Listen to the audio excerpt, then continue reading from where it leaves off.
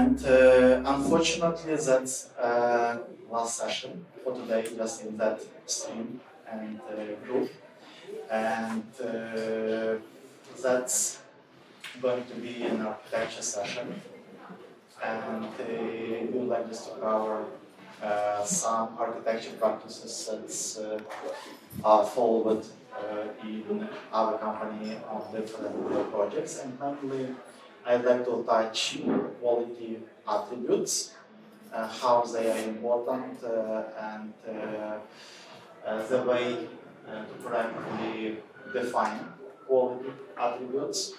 After that, prioritize and test on actual project implementation, especially because very frequently, once you're talking about quality attributes, a lot of efforts just designed just to, let's think how to define those attributes and put in architecture, but no one is covering what is actual implementation and how feasible it implemented all of that quality attributes. And by the way, who had the possibility just to work with quality attributes till the time in your projects?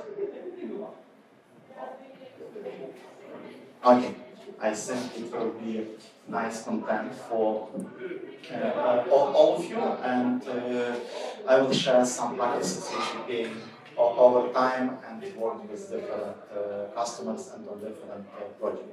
So, I'll start by filling you in how to correctly identify quality attributes and especially what quality attributes are.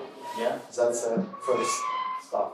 After that, I'll dig deeper into quality attributes use cases and the potential approaches just to prioritize quality attributes one over other.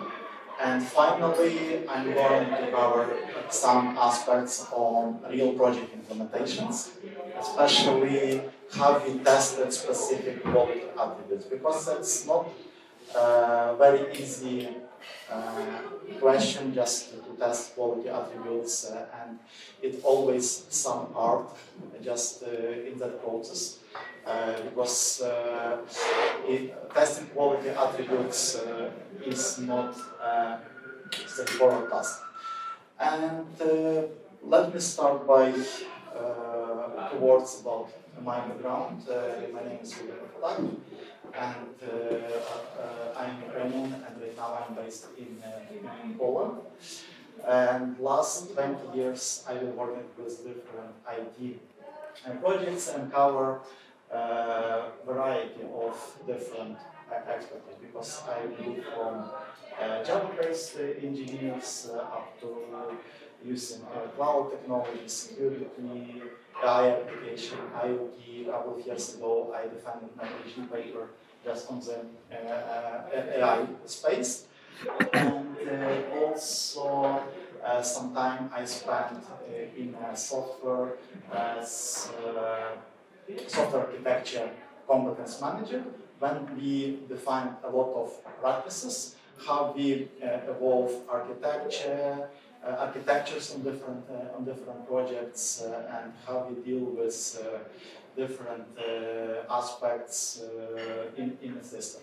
And by the way, how much of you heard about software as a company? One?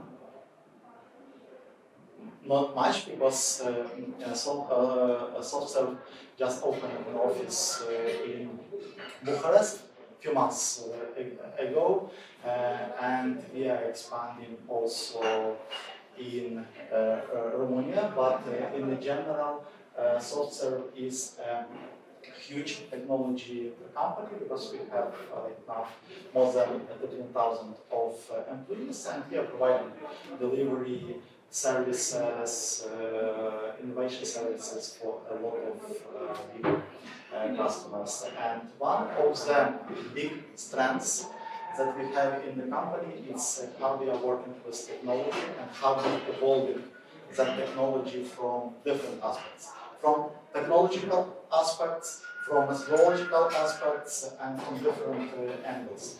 Because in our company we have a different COE groups, Center of Excellence, that are in charge of evolution of some, as example, technological aspects, as well as we have software development office that's in charge of methodological work. And one of the methodological work that I'm going to cover is just architecture work. That's we are showing some good practices. How to work with different software systems, how to properly define it, just to which properties you should take into account and what kind of key aspects you should consider just when you design the system. And we started that movement of architecture practices approximately 15 years ago, when IT projects started to be more and more complex, and we need to have a right methodologies just to cover all of that aspects.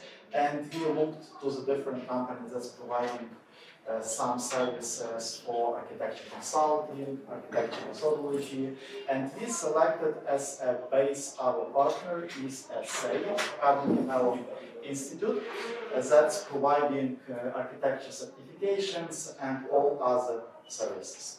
And in addition to that, starting from 2012, we started adopt some architecture practices like architecture workshops, attribute-driven design, architecture analysis method. That's all practices that helps you just to design the system, assess system, and define your priorities for your system. And even in addition, just to that practices that I mentioned, we in a company designed a few good playing cards that helps your teams just to enter into some technology landscape. If you just scan that QR code, it will go just to smart decision games cards, which designed for specific technology. As example, if you would like just to explore something around big data, around IoT, or around, as example, machine learning, it provides you kind of a good entrance into that technology, because you can, based on your decisions, just to select right reference architectures, right techniques that you will work in order just to design your system. And you can use similar idea just in all the technology domains. And the good thing about cooperation with Carnegie Mellon and all the architecture practices that they are transferable across different projects and work across different domains. That's not specific and not vendor lock, just to let's say some kind of technology domain or some kind of practices. And I'd like just to start diving you into quality attributes with a simple definition that also provided by guys from Carnegie Mellon Institute about simple description of software architecture. Just to be clear, the software architecture of a program or computing system is the structure or structure which comprise software elements and its externally visible properties along with relationship among all of the elements. And talking about external visible properties, that's exactly quality attributes with which we are working, with which we are designing, and to which we pay attention on the early times once we start to design our systems. And talking about quality attributes, first thing just to add that quality costs a lot, because quality attributes showing quality of something that you are going to build or you are going to buy. As example, just in that example, if you produce things with different qualities, the price for the things will be completely different. And that's the first aspect where you can consider it's important just once you work with some business guys from business or product managers, because once you start to design some system, and it matters, as this example, that system will be used by one user or it will be used by 100,000 of different users. And you need to take into account all of that aspects, because before you move to real system design and mention exactly how much time, how much efforts, how much consumption the system will have in the future. And once you're dealing with quality attributes, it's important thing just to understand that quality attributes, it's not something that's just kind of abstract. We have an ISO standard that's make a clear description of each quality attributes, its categories, and so on and so forth. Because if you start to define your attributes, you need to have a reliable description of what it means, and you need to explain it just for different stakeholders, and that's the thing which you need to cover, and you need to be aware that kind of such description is standardized. But if you see that something is not available, definitely you can add something just to all of the available categories. And talking about business, people from business or product owners or business analysts, because in the different organizations it's different roles, and usually not a lot of people are concentrated on defining quality attributes and pay enough attention, because once you start just to build your project, it's required kind of to have all necessary features, and after that only people start to think about quality attributes. After they have issues with availability or having issues with some disaster recovery scenarios and so on and so forth.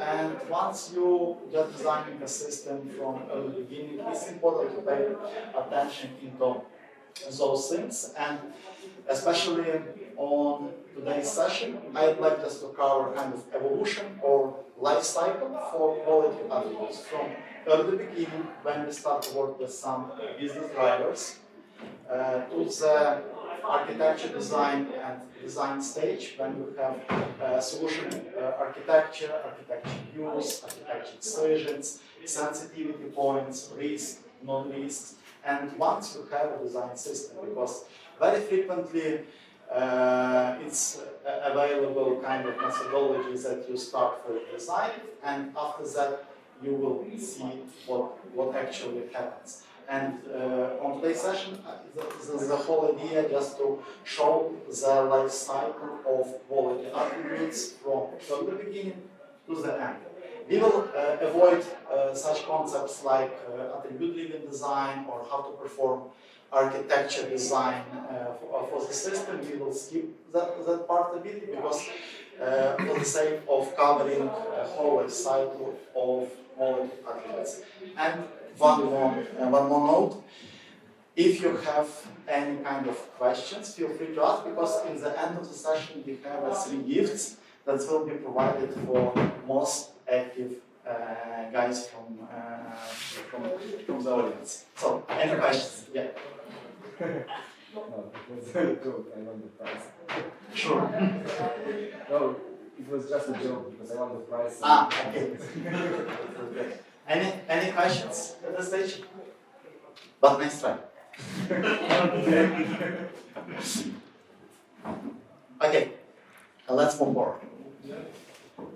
First important outcome after my session: how to properly define quality attribute and quality attribute scenarios. Just for you to make clear that we have for the system quality attribute, and we have number of scenarios that will be able to measure that quality attribute. Yeah? And quality attribute scenarios usually should have following structure. We should have a source, some person, some user that will trigger some event. Yeah? And event is triggered, it's a stimulus, and you are going to test your system as an artifact or part of system or some services on some conditions, and that condition is environment. And conditions might be different because, first of all, system may interact in a normal way, or a system may be in degradation mode, and so on and so forth. And very important thing is just to properly define response and response measure, just to be able to say in the end that yes, that system behaves as it was designed, that's proper response, and the response measure is also met because we identified that response measure. And before you start just defining those quality attributes and agree with the stakeholders, just make sure that they are measurable, because after that you can measure what you defined, and in the end, when the system is defined, you can clearly say yes, it's met. No, we need to do something in order to meet it. Second, important aspects is the way how to prioritize quality attributes. Because as I mentioned just in the early beginning, quality attributes are very expensive. And they are very expensive, let's say, for the system, in order just to system support it, in order to properly test it, and also in cases once you need just to improve how system works, just to meet some specific quality attributes. And in SoftServe, we are practicing to run quality attribute workshop sessions with all business and technical stakeholders that are in charge of building that system. And during that workshop, prioritize all necessary scenarios, define all necessary scenarios, prioritize, and after that refine all of the necessary scenarios. So if you need just to, let's say, prioritize your quality attributes and define which of them are important for the system, the better thing is just to run workshop, prioritize it, and use different techniques from design thinking. We also had a session about that, just to make more important scenarios kind of prevail over other scenarios. And talking about workshop, that's a different thing for, let's say, different systems that you are going to design. In general, it may start from 2 hours up to 8 hours, but usually it takes 6 hours just to run workshop for some specific system. And main idea is that you start with definition of that methodology, rules, and other things, and after that, the main goal is to brainstorm necessary scenarios, prioritize them, and after that refine or understand rational or any other motivation why that specific quality attributes is more important than other. That's important thing. Some kind of tips, just how to run that workshop that you need just to present an audience clear what you're going to do, how the scenario brainstorming is supposed to look like, and you will present a couple of well-defined quality attributes and allow all other people just to generate all of the quality attributes and scenarios for that system. One additional key thing here is that usually on that quality attribute workshop that takes around 4 to 6 hours. A group of stakeholders, let's say approximately it's like 10, 12 stakeholders, generate approximately like 100 of different scenarios. And after that, you will need to prioritize it and select 2 or 3 most important quality attributes that your system have, should provide in the end. And talking about process itself, that's definitely, first of all, preparation process, where you gather all of the inputs. After that, scenarios brainstorming session. After that, you gather all of the generated scenarios into some utility tree and make a presentation. In the next slides, I will show in details what utility tree, how it looks, and how it helpful. After that, you make a prioritization, and prioritization is made by 2 aspects: business value for the quality attribute and technical complexity for implementation. Because if you have kind of 2 heights, that's a good criteria that you will need to work with the quality attribute. And the next step, refine quality attribute, kind of dig deeper in the motivation for that scenario. And after that, you have kind of outcome of your workshop. Any questions at this stage? How do you find involving the stakeholders in this workshop? From my experience, it's really complicated to bring that together. To have the relevant stakeholders, because that's those that you want That's the most important stuff, because that preparation, it's a first step, and usually the preparation stage takes longer period of time, like 1 month, that all stakeholders need to agree, half a day just to spend on the designing new system. And kind of explaining that it's very vital just to have everyone in a single room to be able to vote, to be able to understand what's going on. It doesn't happen in such case that all stakeholders are available. Usually, we can have, as example, someone from IT or from different departments won't be allowed to attend. And our kind of response to that, so you all agree that those application guys will define all the properties for the next systems, and so on and so forth. And in response to that, we still require kind of representatives from all different teams. It might be not kind of main decision makers and all people, but these representatives we have, they still voting, and we still have common agreement that we would like just to capture this, we would like to work with this. Do you do any questioning before the preparation of the workshop for those that participate?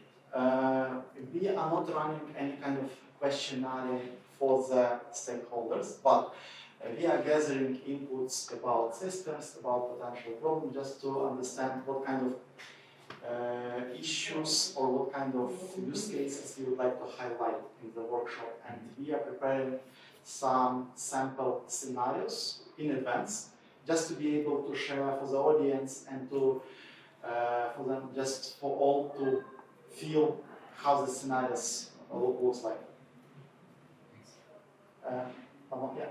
One question from my side. So in regards to participants to this workshop, so on one side we have a business stakeholder, but from the engineering, from the development team, what kind of roles? Who is participating? Like who is like facilitator? Facilitator is usually selected from team that is experienced in running all of that workshop, because a person should be experienced just in doing all of that things. And talking about what was other? Delivery roles, like engineering roles. Mm-hmm. Some people from this side are participating in this workshop? It depends on the scale of the system and other aspects, because sometimes it involves only kind of architects and some tech leads. Sometimes also some product champions that would like us to grow in some specific areas. And we usually gather kind of information about what potential roles. And we are recommending just to run kind of workshop that will have in general up to 20 participants, no more, and try to get like all corresponding audience from different groups. Can or should those quality attributes change depending on business changes? Definitely, that's an evolution, because you first define. After that, you put your trade-offs. Why you selected this over another. After that, you are building system using small iteration, and you see what's the actual measurements, and after that, you decide whether it's okay or not okay. Because usually, once you start this workshop, stakeholders are interested in. I would like just to provide good and great customer experience. And on the next slides, I will share some kind of examples. And that's kind of in a nice way. It should be just great customer experience to work with the system. And in the workshop, we are dealing down into what is a nice customer experience. What does it mean?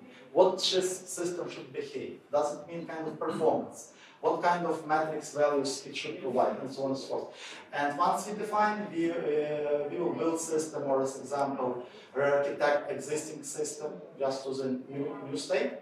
And after that, you have kind of all of the metrics, and you can evolve, whether change kind of quality attribute scenario measurements, or try to build better system or systems that will correspond to that quality attributes. How often should those review the quality attributes? They should be reviewed, I don't know, once per trimester, or it depends. It depends how. Just review, not change.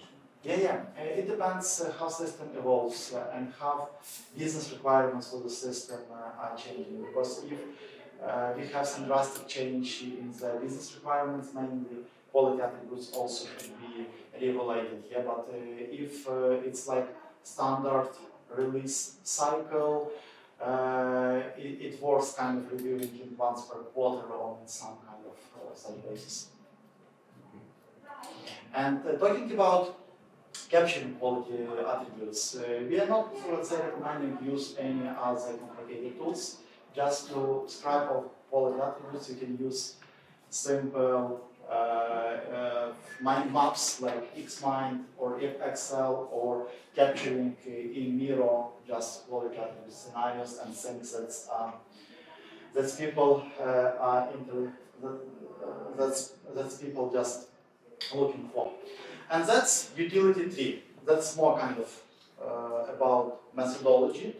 You are capturing quality attribute scenarios. Unfortunately, I'm not sure that it's visible like for all of you in the back. But the main idea is that each of that scenario, you will need to put priority, business value and implementation complexity.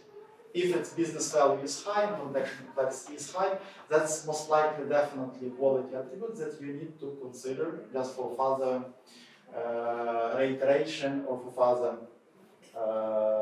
further refinement. Because talking about low-hanging fruit, it might be high value for business, but low complexity for implementation. But in that case, that's not idea of quality attributes and how it's designed, because mainly in the early stage, it's better to select and make proper architectural decisions and not kind of design decisions on the early beginning. Because if it has influence to the whole system, to the quality of whole system, that's usually it's difficult to change. And one example just for scenario refinement. And We were surprised in one of the quality attributes because that customer particularly asked that he would like just to improve system maintainability, and we had such scenario like implement integration test for some kind of functionality should happen within 1 business day. And we were surprised because who cares how much time does the developer spend in order to implement integration tests. And after that, we started to dig deeper, and we understood that in that particular case, the system components roll down to production almost every week, and system testability was critical just in that particular case. And once the development team just spent 1 week to implement, let's say, 10 or 15 different scenarios to make proper integration tests for each functionality, that's waste of time for development team, and that's definitely a thing which have to be improved just immediately. And that was one of requirement, and it was critical at this stage for that customer. At this stage, I'd like just to recap what I was saying till that time about quality attributes. First, that when you have a quality attribute, you need to have a measurable quality attribute scenarios. In our case, you've seen an example with integration test. And second, in order to meet some quality attributes and meet quality attribute scenarios, you need to properly prioritize it because it's expensive. And you need to understand for which exactly stakeholders those quality attributes are important and they need to be fulfilled by the system. And right now we will go just to the actual measurement state because what also I've seen that it's not frequently touched such area at all, like how to test quality attributes or someone. Do you have some experience just to test actually whether the implemented system meets some quality attributes? One way would be to have some fitness function, evolutionary architecture, but that of course doesn't apply to any quality attribute. The other one probably to evaluate it periodically to challenge, have those questions asked and discussed. But other than that, there are some tools for testing architecture, but would apply mainly to well-defined architectures, a SCADA or some very specific architecture stuff. Yeah. Talking about that fitness functions, it's also we are using for let's say application modernization stories. Once we evaluating applications from business perspective and technology fitness function, whether we need to re-architect it or just move it as it is, it's another story, but that's not exactly testing quality attributes, but that's a good attempt just to understand how well technically you are, and that's also a good stuff to mention. Okay, right now we're going just to third section about practical example and measurement of quality attributes. And if you see such questions like, can we decrease system maintenance 2 times? Or will, as example, CPU usage increase after we enable specific feature for all customers? Or as example, if some developer will make some mistake and commit some code, and is it important for you that another 100 VMs will be created in your cloud environment? Because he will use not efficient algorithm and it will use too much CPU resources just in your system. And if you see that such kind of questions appear, and it's critical for you to test whether new features on the life cycle do not consume higher CPU or higher memory or much resources that you expected. That's why you need to test quality attributes on your CI life cycle, and that should be a useful process.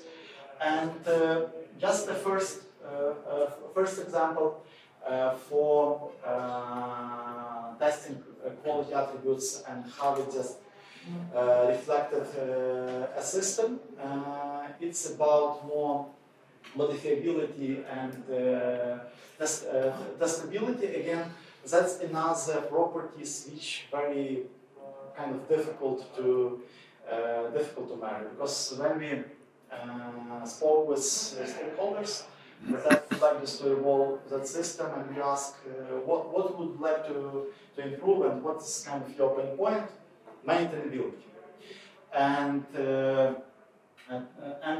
in general, it was a system that contains approximately 200,000 lines of code. That was Java monolithic web applications with a lot of different integrations, and 3 or 4 different teams just evolved the system, and we start to dig deeper. What does it mean have better maintainability? Because one thing will be just take a look into SonarQube to look into some, let's say, code smells, code violations, remove some cyclic dependencies or code complexities or other things. But in general, customer wouldn't be happy in that case, because his goal just to, let's say, decrease budget that's required just to evolve that system, just to be able to add features more faster, has better time to market, and spend less budget just to the maintenance of that existing system. And that's a kind of typical snapshot of such kind of utility trees for modifiability, maintainability, or testability stories. Once you define what does it mean, kind of modifiability in that specific case, or another specific case, and make it measurable. And if you refer just to scenario, that's critical just to show that as a stimulus, it's a developer that's adding some kind of functionality, and we have a response that change is made, change is tested, change is code review is done, integration testings are done, and that feature is ready to be shipped. That's a response in our quality attribute scenario, and the response matters that everything is completed in 2.5 days. And in that case, you have quality attribute scenario that's completely kind of measurable, and you know whether you meet it or you doesn't meet it. And I specifically took such examples, like different one, just to show you different techniques and approach how you can, in general, measure it or regulate it on systems that you are doing. And talking about next steps, that's the one thing. Yeah, we identified what the customer wants, but how to do it? That's another and important action. And as I mentioned previously, in that case, if we would like just to change system, we need to calculate ROI. Yeah, why we need to make a change, and to show exactly that that will be benefit, and you will spend less time on the maintenance of the system and so on and so forth. And that's why simple analysis like tools, Sonar or Structure 1-on-1 is just not enough to make the decision. And what we've done, it was some time ago, probably 5 or 6 years ago. We also imported some statistics from the projects like code dependencies using understand. We also exported for 1 year all statistics from Jira, how many defects were fixed, how many features were added, and as well some statistics from Git, just which files were modified, and so on and so forth. And using all of the statistics and some tools from Sage that called Deviate and Titan, that's just shown us that most of your time your developers are spending on those modules because they are fixing defects in those specific Jira spaces. And in that, let's say, theoretical exercise, we just prove that all of that refactoring all of that models or changing all of that models just will help to increase maintainability of the system. But no one would like just to increase maintainability for the sake of maintainability. We also done in that time technology refresh for that project because it was in time once SPAs started to be popular, single page applications, and from 10 part was refactored to Angular in that case. And also, in addition to that, modifiability, testability, a lot of usability and another properties were improved for users.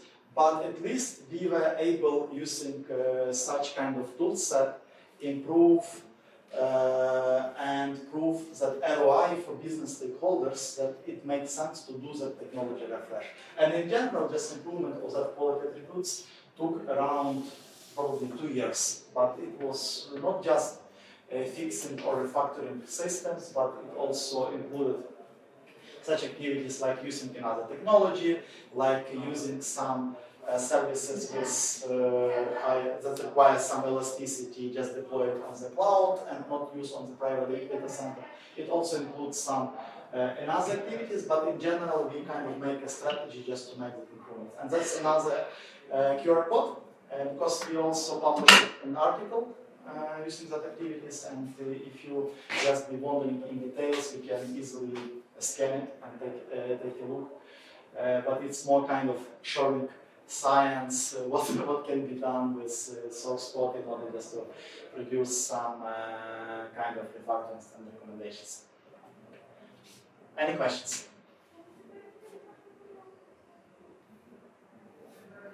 One question from my side. So at the end of this improvements, how the client picked all these successes? What you showed to them and what is just like understanding? That was that's usual, because process start from something, and as a first step, customer is asking, can you do this thing? Can you do that thing? And in that particular specific case, we kind of analyzed everything, and he has in mind that he would like just to refactor security system for that application, because in that case, in that time it was just monolithic. But we've done that analysis, and we kind of showed security good, but let's do this first, after this, after technology refresh, and after that you will have completely new system. And it was well perceived, because we not kind of let's say shown it in a very detailed way, but at least we used some numbers, we used some statistics for code base, and it's difficult to argue if you just show that in those specific 3 files, your developers made in the previous year made 25 defect fixes, and they spent just 25 defect fixes, just 3 days, let's imagine, 3 months on those 3 files. And it's difficult to argue with such kind of statistics, because it becomes objective. And adding that subjective part, like top-down analysis, that they figured out that, yeah, it will be great to refactor that security system, because they also used a couple of different web frameworks. That was an issue, and definitely adding such objectiveness to analysis will help a lot. For the sake of variety, I selected just different systems that's with which we were working, just to show you kind of different possibilities how to deal with quality attributes. Another kind of challenge was around network controller application, because it was a kind of network controller solution that contains probably approximately up to 20 different microservices. Majority of them were written on Java. Some of them, because it was required, were written on Go, on Python, but let's say majority of them were on Java. And one peculiarity was that it was that solution used by different service providers. And each service provider has its own data center, and it means that all of them having, let's say, different infrastructure where that solution were deployed. The main kind of challenge with that was just to use some. It was all the microservices were deployed on Kubernetes, but that Kubernetes was kind of embedded into some platforms that helped just to spin up that Kubernetes service on different customer devices and infrastructure. And the challenge was to make and to have always that system reliable. As an example, you have several development teams, and it was around probably 8 or 10 different teams. It depends on the project stage, and they are always time making some changes, and all that gone to a production environment. After that, customers are installed all that system, and it was critical just to make that system reliable to any kind of new features, changes, just to make sure that even if some message is started to be processed, it's like successfully stored, even some kind of degradation environment mode. Because for some customers it was like clustered setup that contains 5 Kubernetes nodes. In other customers it was different configurations, and sometimes it happens that some nodes are not available, like in usual real life.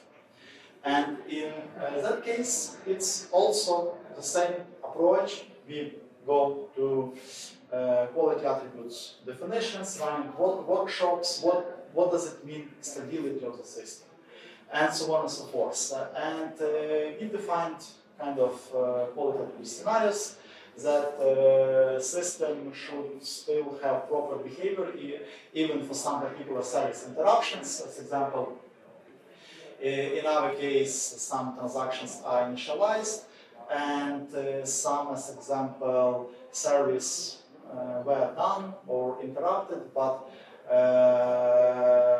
our response is that transactions still processed, and restoration time is more or less than 2 minutes. And in that case, it was like 2 minutes. And it doesn't matter whether it was synchronous communications or asynchronous communication, but the main goal that system can restore, and system can properly restore that message up to 2 minutes, depends on failure.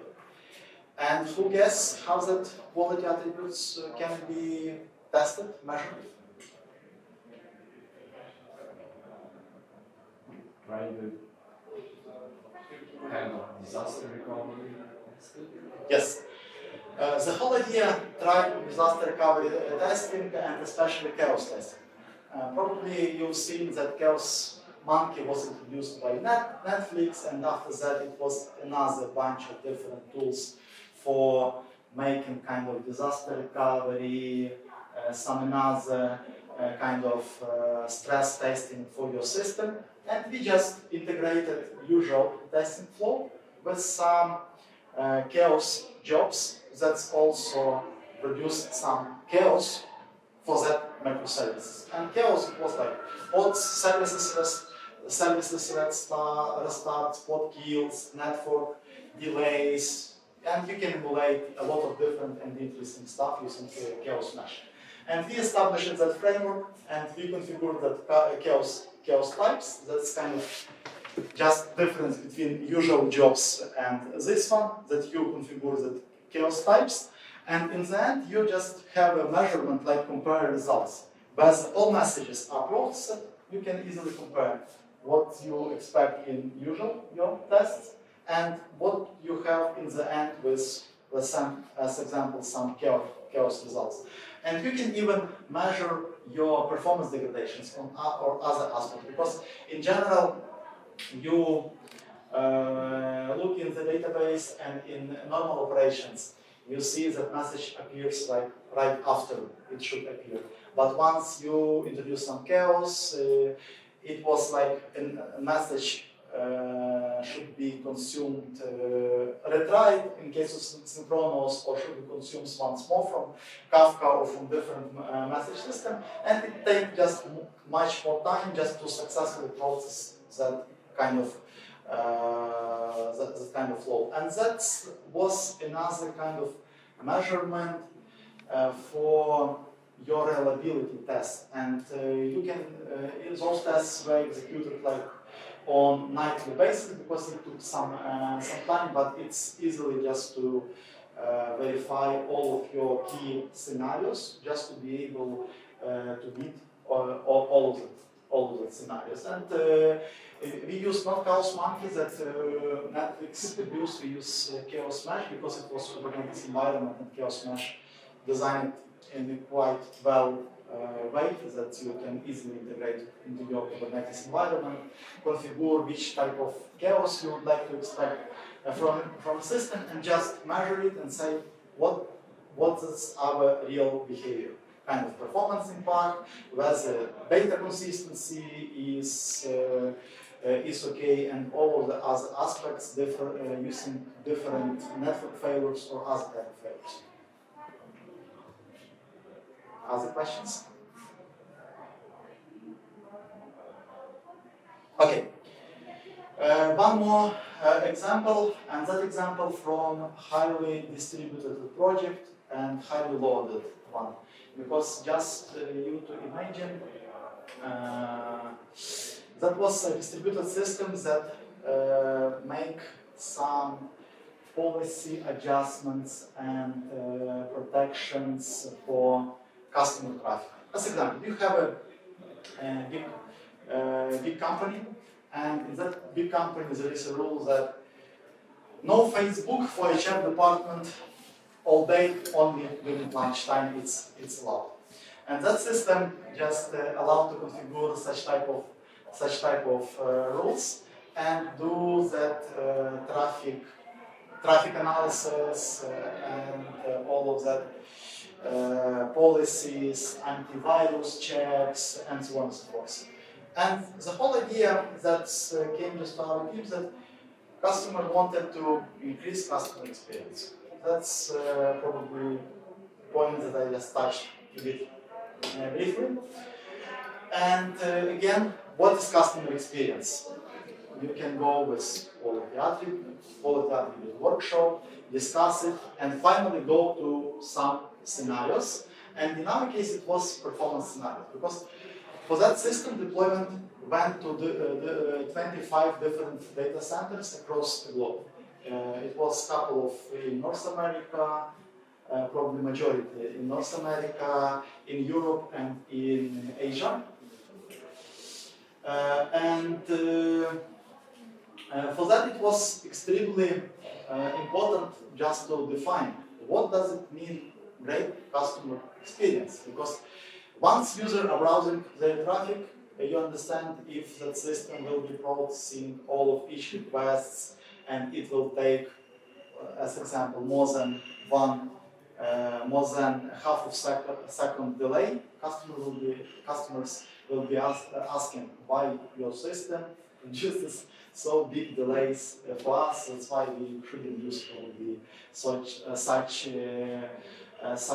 let's say internet protection internet protection systems. Yeah, and in our case, we define just simple scenario that we put as a threshold, like for whole different data centers, that users, when their traffic going through the internet gateway and system operating in a normal way,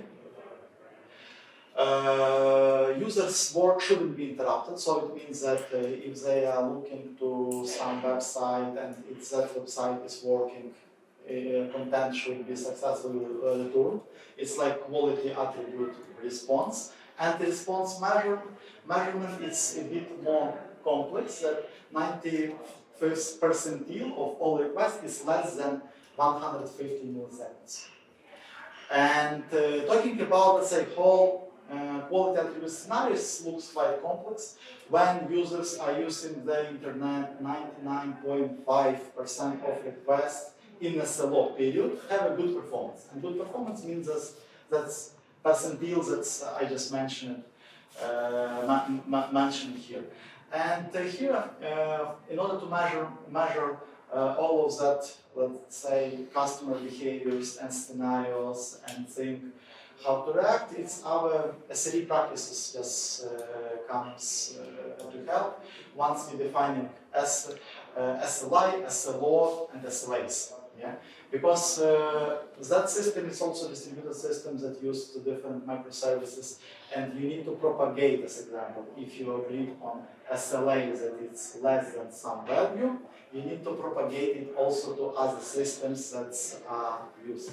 Yeah, and finally, you have a lot of challenges just to measure it, because if traffic is in many different data centers, in many different clusters, you need somehow to aggregate it, somehow weight that traffic, and show kind of in a resulting dashboards in Grafana in that examples, what kind of performance you have across different data centers, or in case you're talking about some data centers, as example in Africa, they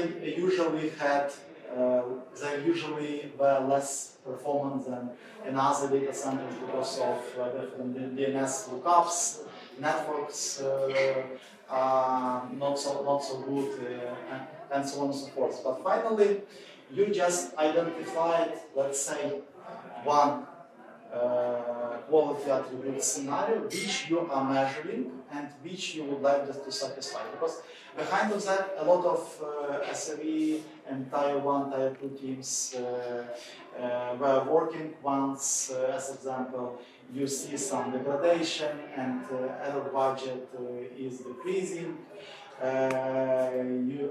Your team is just looking into those services, try to rerun it or restore it.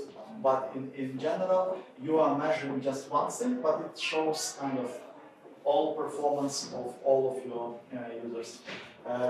Just for the sake of understanding for that system, it was like 500,000 requests per minute. It goes just in such way, but it was distributed to different data centers and measured kind of in a different way. But after all of requests gathered from each of the data centers, it was gathered in central place, and after that shown in that dashboard. And different teams, it was another kind of stories that different teams are using different stuff just to track their metrics, establish some synthetic monitorings and other aspects, just to understand in other aspects of users' performance. But the whole idea is that defining just simple 1, 2, 3 metrics will help you a lot in showing how your system behaves and whether you are good or not good. Okay, short recap. Today we covered 3 aspects. First, what is quality attribute and how to make it measurable. Second, prioritize only important quality attributes, and a third one, the art of measuring different quality attributes. Because I just tried to show you different examples from modifiability, reliability, and other abilities. Definitely, you will find out your own challenges, and you need to implement your own toolset, your own art, just to implement it correctly. But in general, I hope that that framework should be helpful for you, and not kind of enter that session without home assignment.